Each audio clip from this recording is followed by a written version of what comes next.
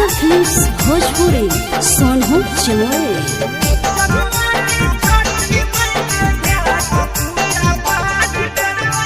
ओहे भोररिया जानू छठी माई के घाट पूजा पाठ करबै। ओहे भोररिया जानू छठी माई के घाट पूजा पाठ करबै। त पूजा पाठ करबै मिलिए के दोनों एक साथ पूजा पाठ करबै। जनुआ के छठी माई के घाट पूजा पाठ करबै। ओहे भोररिया जानू छठी माई के घाट पूजा पाठ करबै। ओहे भोररिया जानू छठी माई के घाट पूजा पाठ करबै। त पूजा पाठ करबै मिलिए के दोनों एक साथ पूजा पाठ करबै। जनुआ के छठी माई के घाट पूजा पाठ करबै।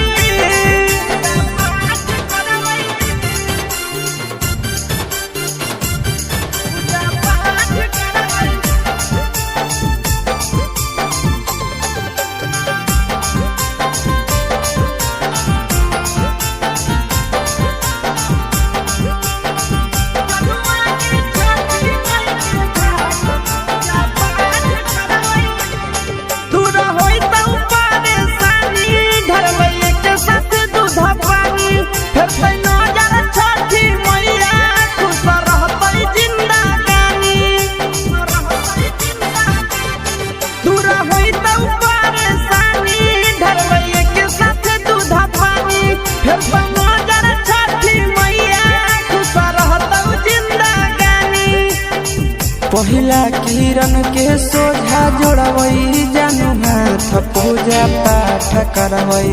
त पूजा पाठ करबै मिलिए के दोनों एक साथ पूजा पाठ करबै।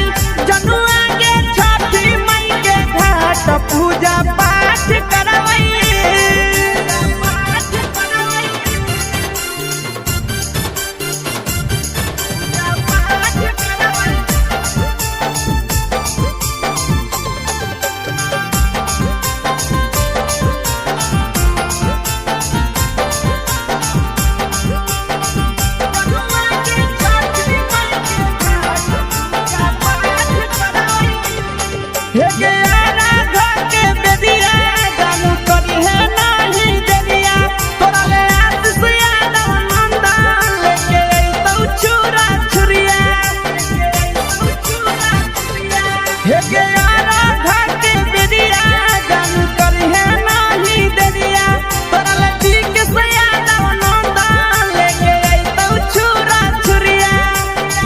छठी मैया के सामने जानू झुकाई लेबै माथ पूजा पाठ करबै।